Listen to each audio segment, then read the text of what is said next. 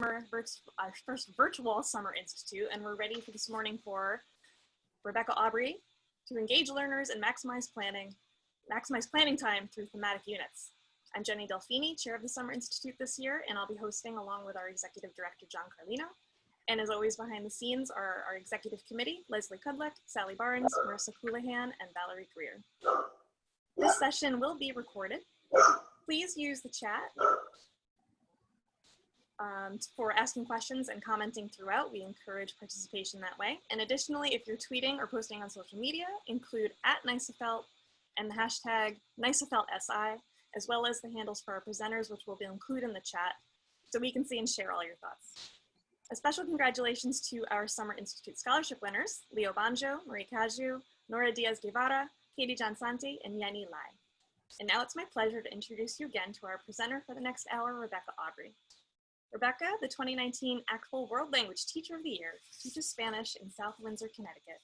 With over 10 years of teaching experience in the K-8 setting, she advocates for all students to have the opportunity to study another language and be prepared to live in a globalized world. When Rebecca asked you to present at her home conference, you do so, and so I hope that she would return the favor by coming to New York, and she has, and I am thrilled. As I've said, she's the most down-to-earth, tell it like it is person that I've seen present to a group of teachers, and I'm delighted that she's here again today. Thank you, Rebecca. Rebecca's muted. My dog decided this is the perfect time. My dog decided this is the perfect time to start barking. And typically I've been presenting in the afternoon, and by then my kids are awake. So my daughter is always on dog duty to just take the dogs away somewhere, but it's too early for her. She's still sleeping. Thank you so much for having me. I was so honored by this, and of course my computer's on. There we go. I was so honored by this invitation, and Jenny, you give me the sweetest introductions in the world. I don't know if you guys noticed, I have my hair pulled back really tight today because we're going to get messy, and it's for a couple of reasons. You know, number one, like I had to like be ready because Jenny just introduces me in such a beautiful way that, you know, kind of like the pressure gets up there to live up to expectations. You know, it's funny, as an aside, in leading up to the Teacher of the Year process, running through my head the whole time was always, I'm not good enough, I'm not good enough, I'm not good enough, I'm not good enough.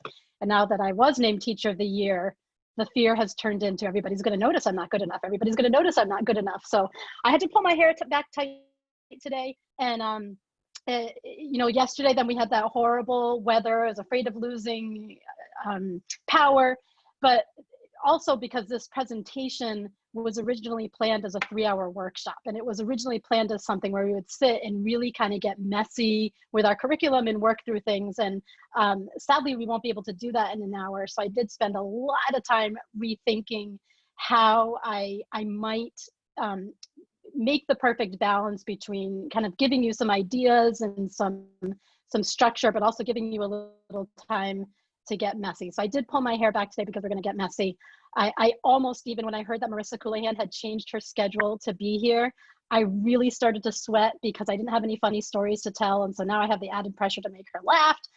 I almost put a sleeveless shirt on, but then I remembered I've been stuck in my house for several months and it probably wouldn't be a visual good thing to do. So I was so glad we put the early language t-shirts on.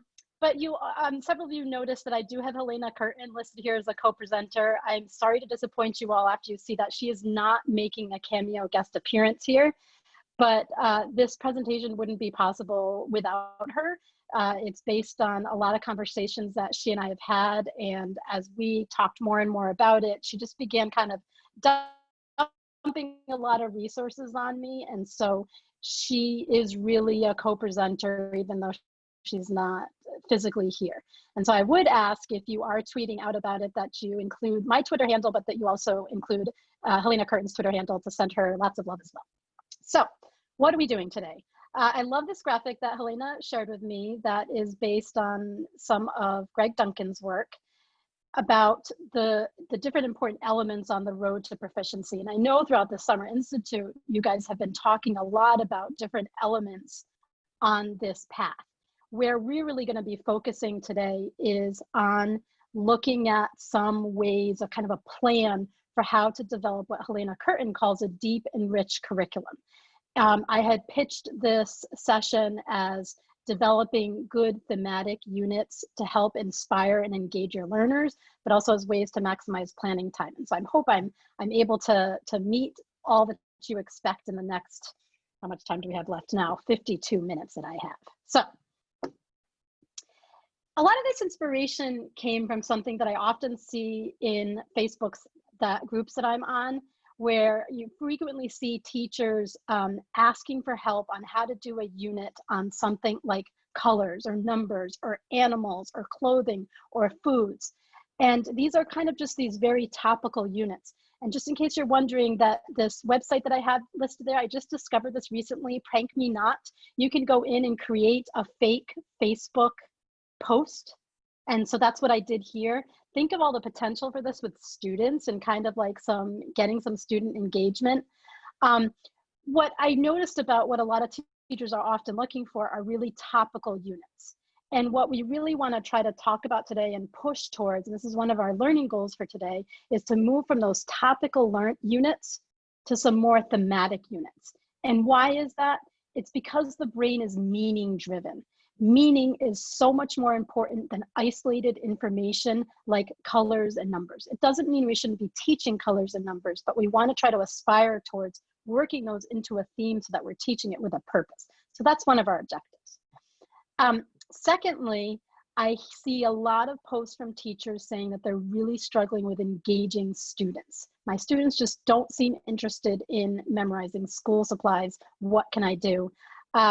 So I want to come back really to what students say. I don't know how many of you participated in the NFLC Summit this summer, but I had the enormous pleasure of facilitating a student panel with some middle school students.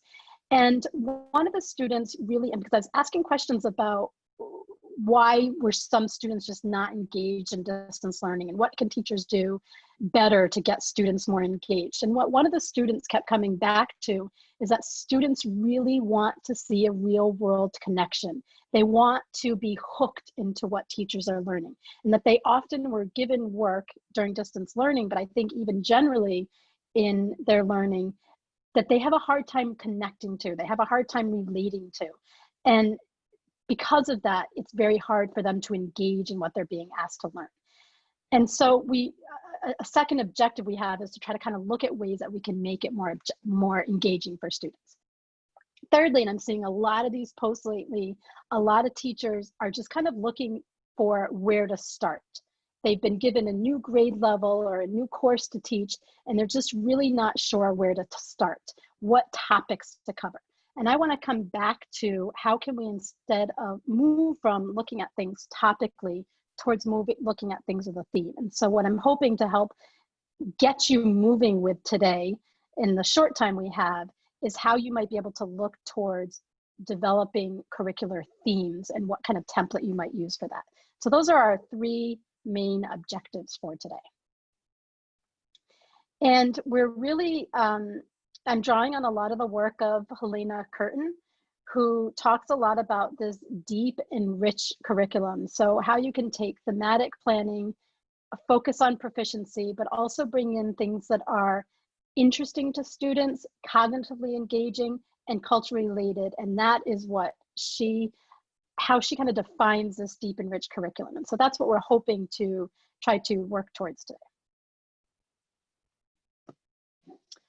So we're going to start with this first question of what is a topic versus what is a theme. And I know myself for a good part of my teaching, what I was often doing was teaching students about different topics.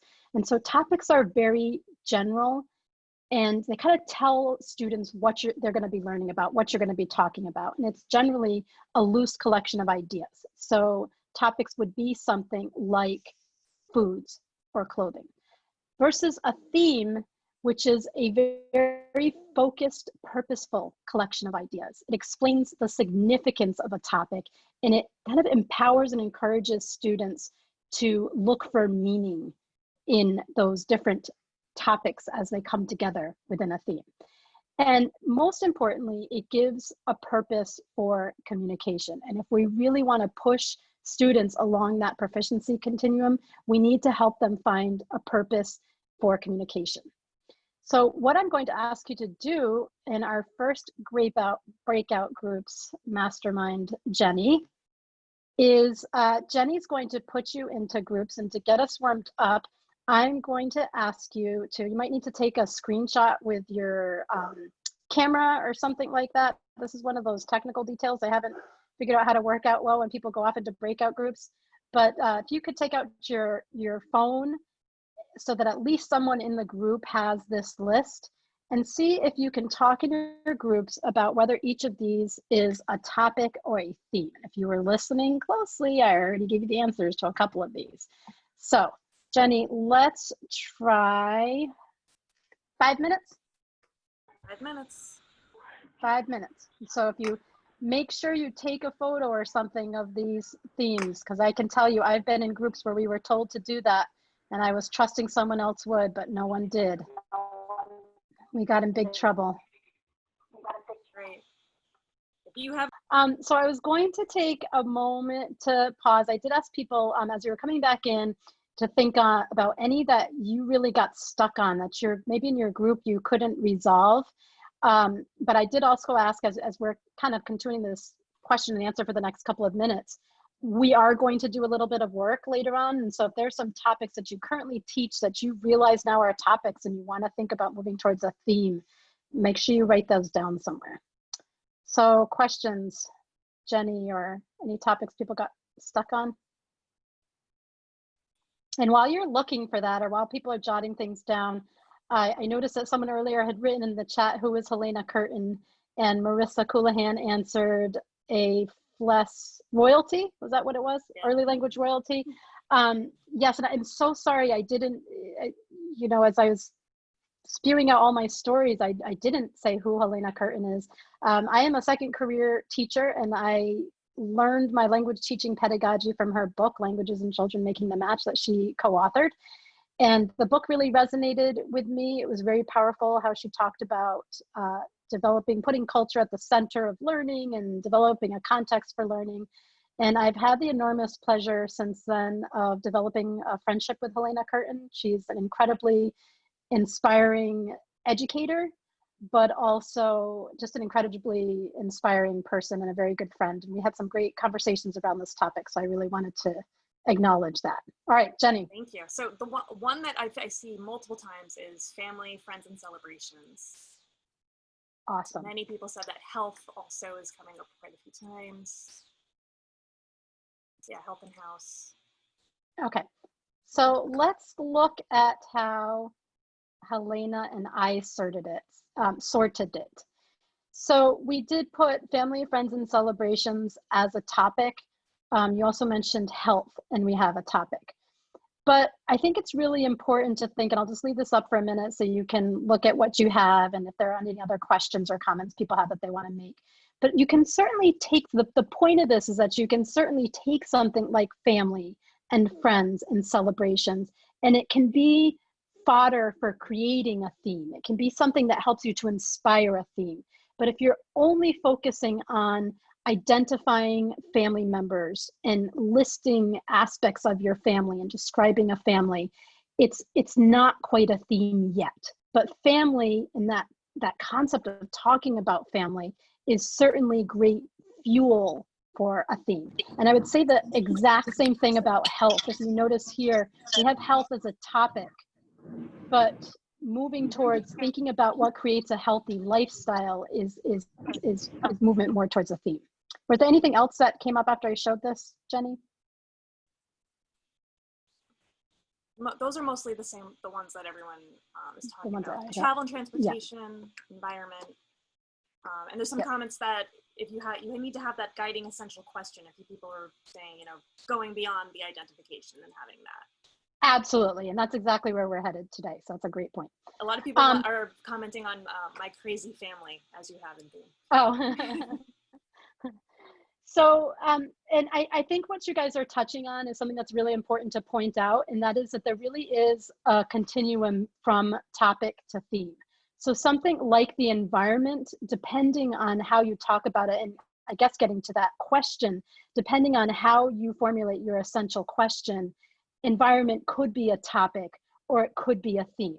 And so I think, you know, a good way to make an example of that would be, you know, I'm spewing this off the top of my head, but if you were treating the environment more like a topic, you might have a question that wouldn't actually really be an essential question. That's something along the lines of what kind of animals are in our environment, or what are some environmental issues in X place, because that tends to be much more topical. But environment can certainly become a very powerful theme if you think about questions about how do people interact in different ways with their environment, or what kinds of impacts do humans have on their environment, or how can we imbalance the needs of the environment versus human needs. And so you can certainly take a topic like that and push it closer to a theme, and that's what we want to try to do. And the same, I think, with family. If you're just thinking of family in terms of identifying family members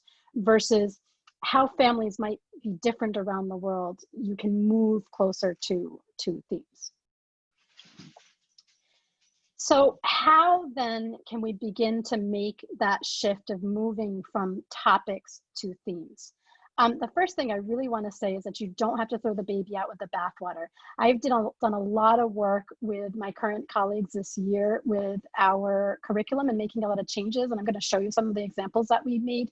And early on in the conversations about making changes to the curriculum, there was a lot of tension, because people felt like they had put a lot of work into things. They had done a lot of work collecting authentic resources on some of the different topics. And they were worried about that work going to waste. They were worried about having to start over from scratch. And you really don't have to throw the baby out with the bathwater. Some of the ways that you can find inspiration for your themes is actually looking at what you currently do with your existing curriculum. Another great place to look is towards the AP themes. And the example I'm going to show you that's what my district did. You can look at the Apple topics or the STAMP topics. You can look at cross-curricular topics. And I think particularly this is easier in the elementary grades and is just so useful for providing a context and the connections for students, not to mention great advocacy for your program by showing how you're reinforcing learning in social studies or in science or in English language arts or in math. And finally, current events, because remember, students really want to be engaging in learning that means something to them, that's about things that they care about, that is cognitively engaging, that's interesting. And so here you can certainly look towards topics of social justice, and I would argue no matter what level or grade that you teach, you can look for ideas there. I think what might scare us off from looking at current events a little bit is because then you think, I'm going to have to be changing my curriculum all the time. But if you kind of try to think of the central core of what that current event is, whether it's human conflict or human environment interactions, you can change it up in response to different current events. So where I would start is by just looking at my existing curriculum that I have and kind of taking stock of it, right? And then looking at it and what is really a must do. So in my district, the curriculum that they were working with when I joined them last year was a curriculum that they had completely overhauled, but by using, I'm sorry, how do I say this? They had been using a textbook, a certain textbook, and it was older. The district didn't want to buy newer textbooks. And so they're trying to back off the textbook, but without necessarily completely getting rid of everything. And so they took what was in the textbooks, what they had always taught, and tried to kind of put it together into these new themes. But we, this past year, had a lot of, I'm going to be frank, there were some pretty tense conversations about what is really a must do and what can we just let go of. One of the examples, and this is not meant to kind of be a judgment or you know, debate or anything, was that a couple of the teachers spent several weeks teaching students the alphabet. And I personally argued that that was something that I felt we could do on an ongoing basis in context. And so just around the conversations around the must do and what can we really let go of. And ultimately it was something, as they started to work through it, they realized it was something that they were okay with letting go of. There are other things that they weren't, or that I felt were important, but just really, I'm kind of trying to have some of those honest and painful, sometimes painful, difficult conversations about what is really, really a must do. I'll tell you another one that we had was about physical descriptions of people. They had a very lengthy unit on physical descriptions, which in my opinion, I've taught physical descriptions many years, but in a novice level class, I don't always see the usefulness of it to really spend a lot of time on it. I don't mean you ignore it, but to really spend a lot of time on it. And I can think of two thematic units where you might unit, and that might be if you're doing, personal ads for online dating and you want to describe what you look like, or if you're doing maybe a unit on who did it and you have a crime scene investigation and you need to describe it as a witness who the culprits were. But just again, it's not a judgment, it's just coming back to like in the bigger scheme of things and where your goals are, what is really a must do. We want to make sure that it's interesting to students and it's relevant to students, that they can connect to it. And it's really important that we bring the target culture in as a part of this process, not as an afterthought, not as an add-on. And finally, what is it doing to help to advance proficiency? And as Helena said, and as I said at the beginning of this can be a really, really messy process. It's not something that necessarily can happen really fast. But I do think in the long run, it's something that'll help you maximize the time that you put into planning, because you get a lot of the dirty work, a lot of the messy work, a lot of the hard work done up front. And so then you have a much clearer vision moving forward of what you're doing and why you're doing it. So Helena has some criteria that she's shared for how to evaluate a thematic unit. And this is just kind of reemphasizing some of the things that I've already said. So is it intrinsically interesting to students? Is it going to emotionally engage them? Is it cognitively engaging? And is it culturally connected?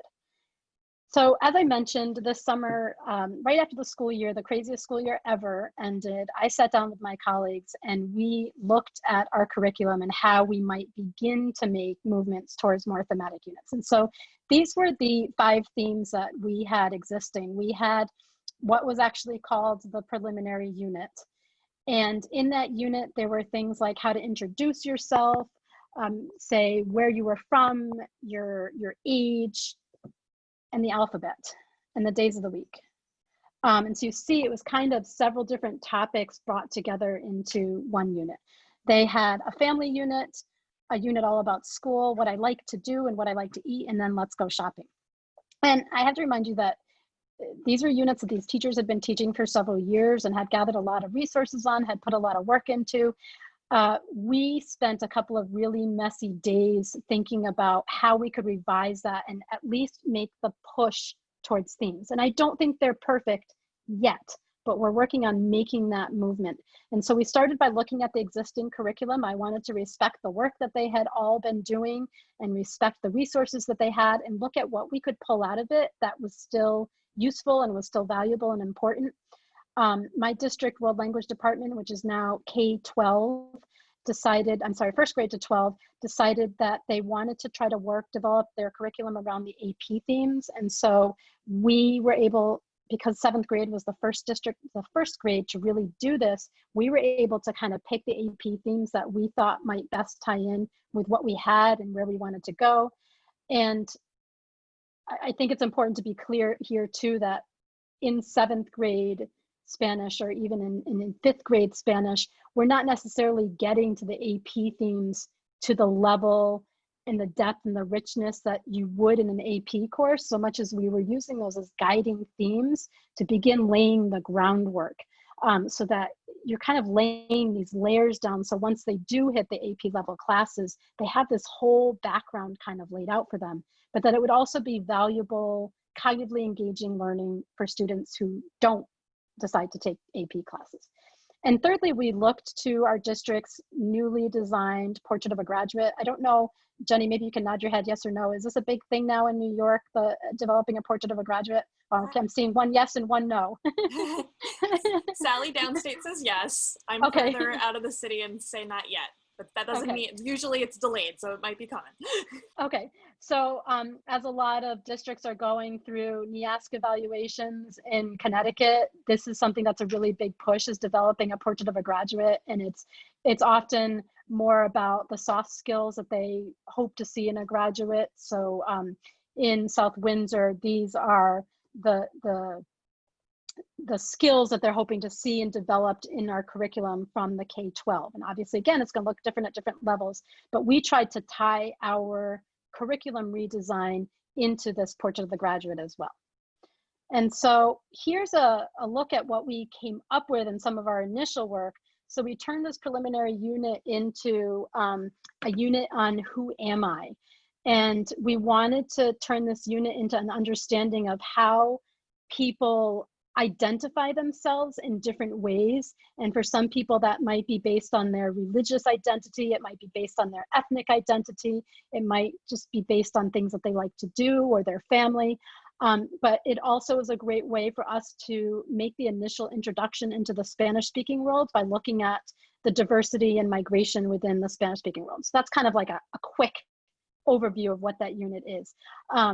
We, in the original unit, spent several painful weeks asking each other, what's your name and where are you from?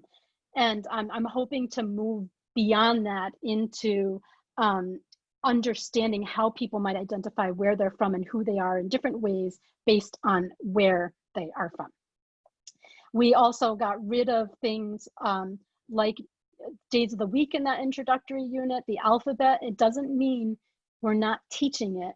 We're teaching it just in context as we start our class every day, but then we also plan to work some of that topical stuff into every unit throughout the school year as they come up. We changed our family unit into a unit on who are our heroes and looking at who inspires us and why, both within our immediate familial context, but then beyond, and looking at important figures in the Spanish-speaking world. We changed our unit to all about school, which was incredibly topical: school supplies, furniture in the schoolroom, school subjects, the school calendar, into a unit on how we learn that we'll look at a little bit more in a second. We turned what do I like to do and what do I like to eat into how can I have a balanced lifestyle. We got rid of let's go shopping. And we, based on the AP themes, identified 2 new ones that take a unit that's an AP unit at looking at monuments and historical buildings, but really like, how does architecture tell our story? And then we thought it would be fun to end the year with, how does art tell our story? I'm really excited about that one because for our performance assessment, we want to have the students create a virtual museum about an art form of their choice, where they will explore a form of art in the target culture and be able to kind of create this museum that you can click on and explore in different ways. So if we look at what that might have looked like for a unit, our original unit for school looked like this. So what was listed as an essential question is, how was your school day or school schedule different from Spanish-speaking countries, and what are your favorite subjects in school and why? And I don't think I need to say that these are not actually authentic essential questions, but this is what we were using at the time. And the enduring understanding here was different countries have different types of schedules. What we turned it into was an essential question about how do we learn, and we wanted to focus on, how learning doesn't happen just in school, that children learn in different ways in different parts of the world. And we also, tying into the AP theme, wanted to focus on equity and access to education. And we have a community service project planned linked with this unit. We looked at how the units developed out before. If we look at our original unit, we had very little culture in it. The only culture that was mentioned in the unit was that we would examine classes and school schedules in the Spanish-speaking countries, but there wasn't really any cultural context to it. And we had tons and tons of vocabulary. I'm going to show you something and it's going to look like our new unit has more, but it doesn't. It was just more purposeful. But it was all about school classes, lists of school supplies, school furniture, activities. So it was like, I write, I participate, I raise my hand, I take tests, I study, I do homework, all of this verbs. And then we had a grammar section. And interestingly, you'll notice here that we only were supposed to work on the AR verb family, which always felt really awkward to me, but you can tell this is a legacy of using a textbook. Because it's really hard to limit a conversation just to the AR verb family. And so I found it to be kind of frustrating to only talk first about that. The IR and ER were supposed to come next. And so what we did instead with the new unit, as I said, it looks like we have a lot more in it, but we just were more purposeful about it. And so we did situate it within specific cultural contexts, and we want to look at experiences in education comparing Guatemala, Argentina, and Cuba. We will continue to do a lot of the same vocabulary, but we want to make sure that we're just making it purposeful. And so we even put in notes here, like months of the year, and not that we're going to memorize and focus incessantly on months of the year as a topical unit, but looking at months in the year as we need to know them to be able to describe and talk about school calendars. And oh, I noticed that in Argentina, they're in school in June and July, but they're not in January and February, and we are. And so just giving them the vocabulary to the extent that they need it to be able to make those explorations of culture.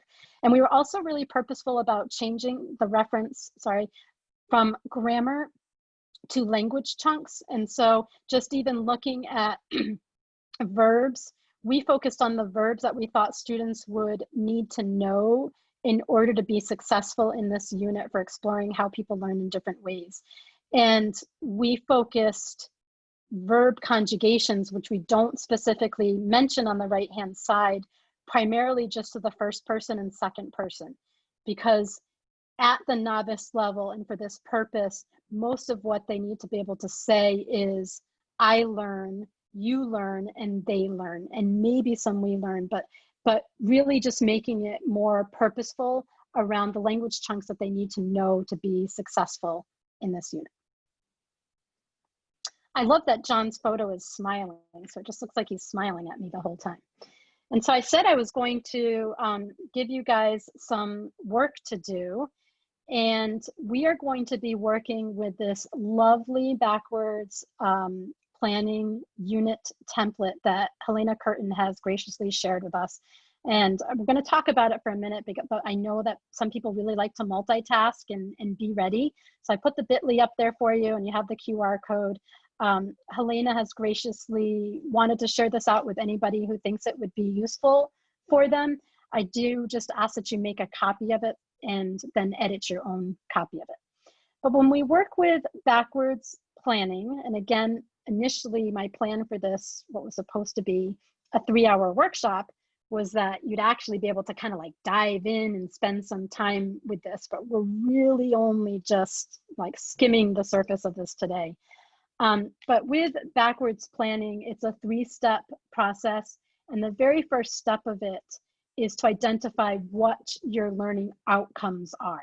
And so this is where we begin, as some of you mentioned before, with identifying a essential question, which Helena has listed here as the unit focus questions.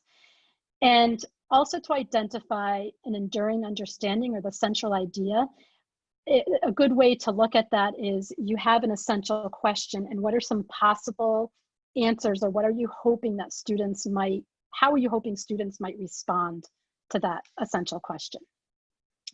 And that unit focus is really where you want to bring your theme in. So just like someone, I think, or you, Jenny, you mentioned, several people mentioned in the chat that there is a direct link, a connection between what that theme is and what the essential question is. And Jenny, I realized I had intended to stop a minute ago for questions and I didn't, so I don't know if there's questions. I actually haven't seen any questions, just tons of accolades and grateful comments that you are sharing all of this, and it's very timely for us in New York. Yes. Actually, Rebecca, there is one from yes. Janice about finding authentic resources. How do I efficiently find authentic resources for the themes? Leslie Gran. Leslie Gran. And Jenny, and again, if this had been a 3-hour workshop, I totally would have jumped into that. But if you wouldn't mind putting her Twitter handle and her website into the chat, I'm sure you probably know what it is. Marissa's already on it. Marissa's on it. Okay, awesome. So then what is an essential question? Essential question should really be your guiding question for the unit. And if you notice in my units, the theme and the essential question were really the same thing, because as someone pointed out, they really are inherently tied together. But I do think you can't have a good essential question without having a really good theme, because a topic can't be an essential question. A topic can lead you towards a good theme and an essential question. And so an essential question should be something that's open-ended. It can't just have one answer that someone can Google. And so if you write an essential question, just type it into Google and Google it. And if you get an answer to it, it's probably not a really good essential question yet, right? It should be something that's thought-provoking and engaging, that you can't just answer by memorizing a bunch of facts. And I think something else that's really important here is that it should point to some transferable ideas. And that's why we have that essential understanding as well. And I might be really biased as a language teacher, but I think this is really important for us as language teachers about making it transferable. I can't, and particularly when it relates to culture and to our cultural understandings. I can't tell you how many times I hear teachers say, I can't teach about Mexico because I've never been there. And I can kind of understand where that frustration is coming from, and that honesty about not wanting to stereotype about a culture. But I think we really want to be teaching our students not necessarily all of the facts about a culture, but how to explore a culture with an open mind and lean into discomforts we might have about things that are different, because that's the soft skill that we help develop in our students, or we can help develop in our students, that's going to make them a good global citizen.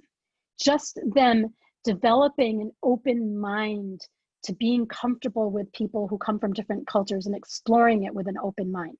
And so even we can't in a unit teach them everything they need to know about Mexico or Senegal or Haiti or Germany, but we can teach them how to explore cultures with an open mind. And so those essential questions should be transferable in the sense that we're teaching them skills that empower them to be able to explore diverse cultures and diverse languages.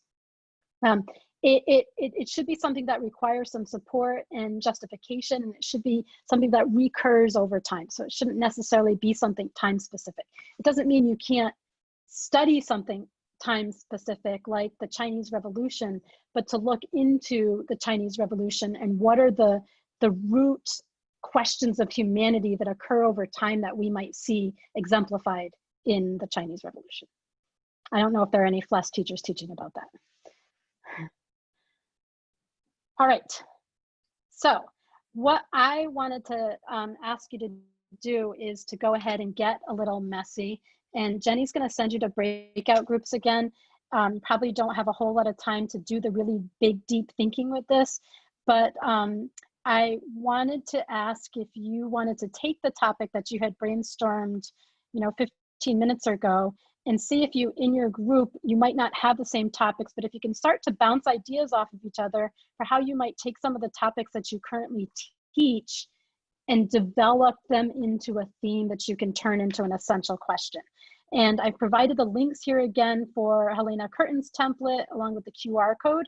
So that if you want to actually start to get some ideas on paper and begin your brainstorming, you can do that right in this beautiful template that she has provided us with. And remember, this is messy work. What you write down here doesn't need to be final.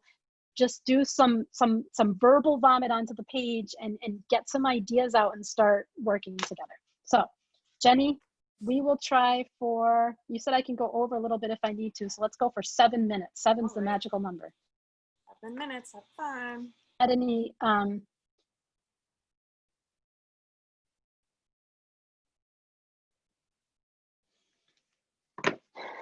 do I live a healthy lifestyle? I like that one. I was a rebel last year, and I turned the unit that was titled, "What do I like to eat and what do I like to do in my free time?" into a healthy lifestyle one. And whoever wrote that, I'm not sure what language you teach, but we did some really fun comparisons with the Mi Plato nutritional guidelines from Puerto Rico and the Plato de Buen Comer from Mexico, and then also looked at the Spanish food pyramid, and it was really fun to look at that. Yeah, I like the Who Am I.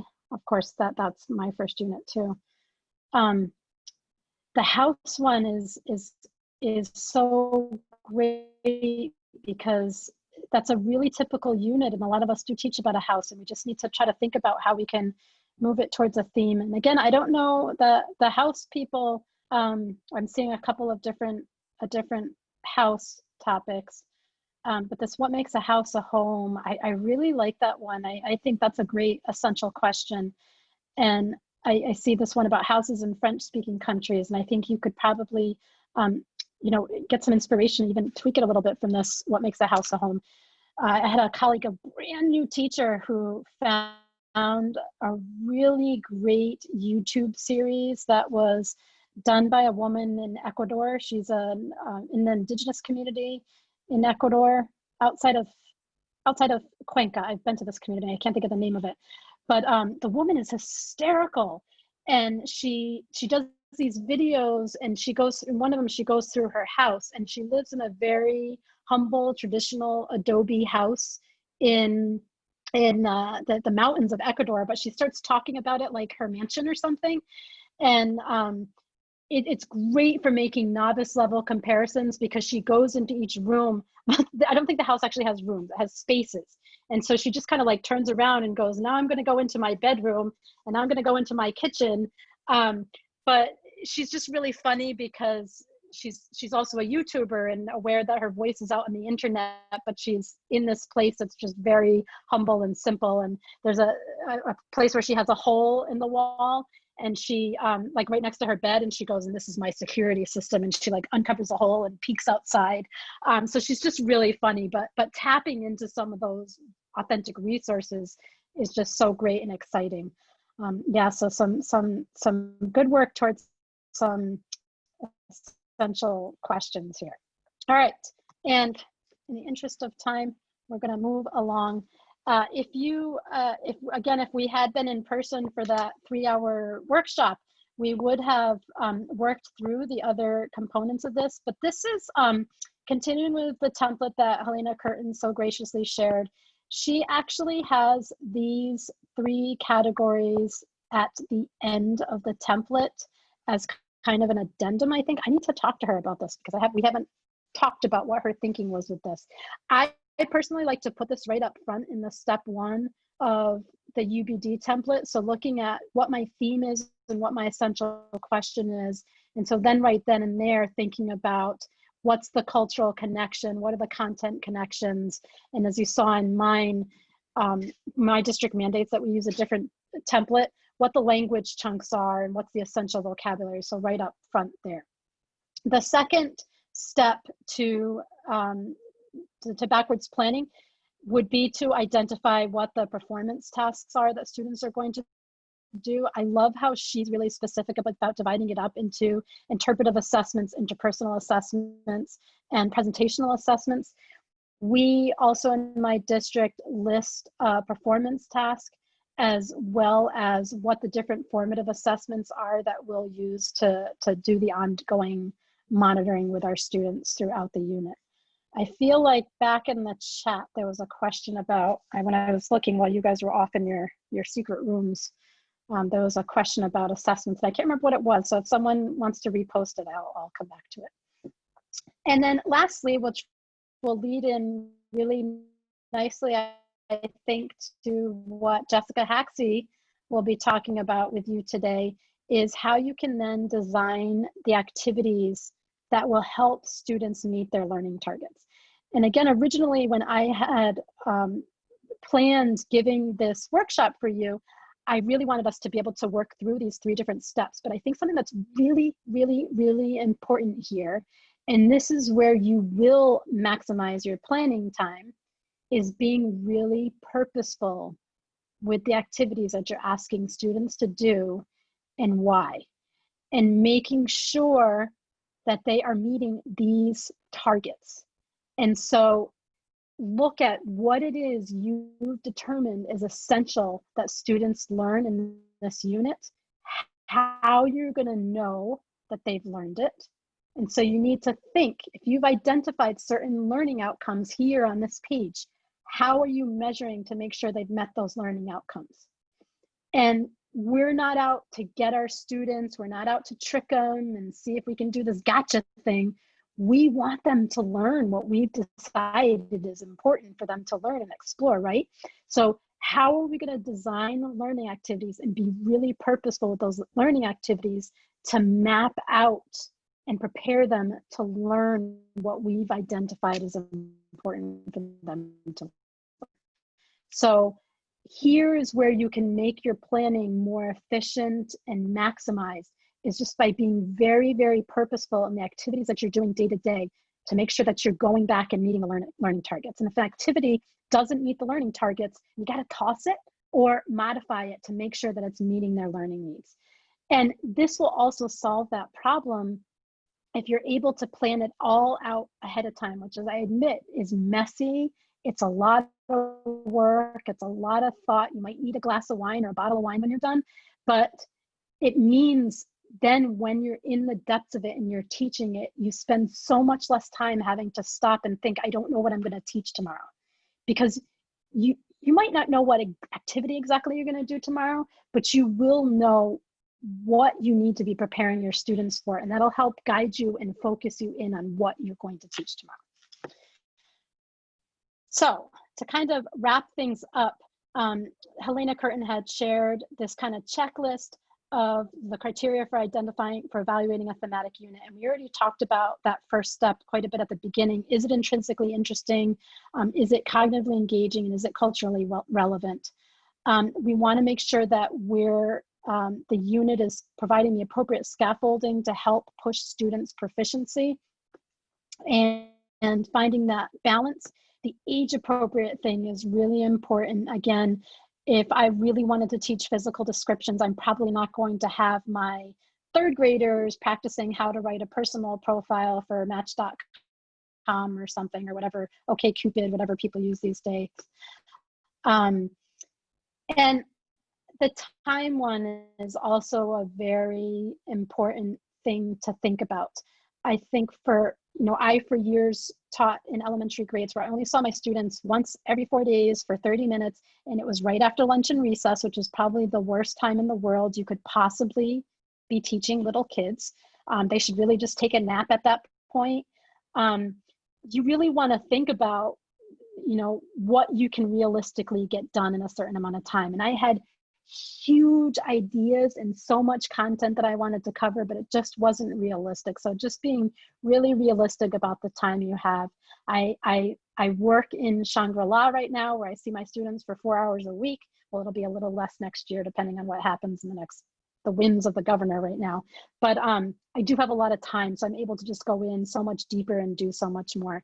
And then finally, how you're finding the authentic resources that are going to support that. And my favorite resource of all is Leslie Grahn for that, but that's probably a topic for another day. And finally, I just want to thank NYSAFOLT for having me. I want to thank all 65 of you for taking time out of your summer day, the calm after the storm, to be here. There's my email address. I love to share. I don't have anything on Teachers Pay Teachers because I just will share anything that you want and you ask for. And I love to talk to people. So please feel free to email me. And there's my Twitter handle. And I also just want to acknowledge the amazing collaboration with Helena Curtin. And I'll take any questions that people might have. So the question that was upwards in the chat was, have your assessments changed moving from topics to themes? Yes, yes, they have.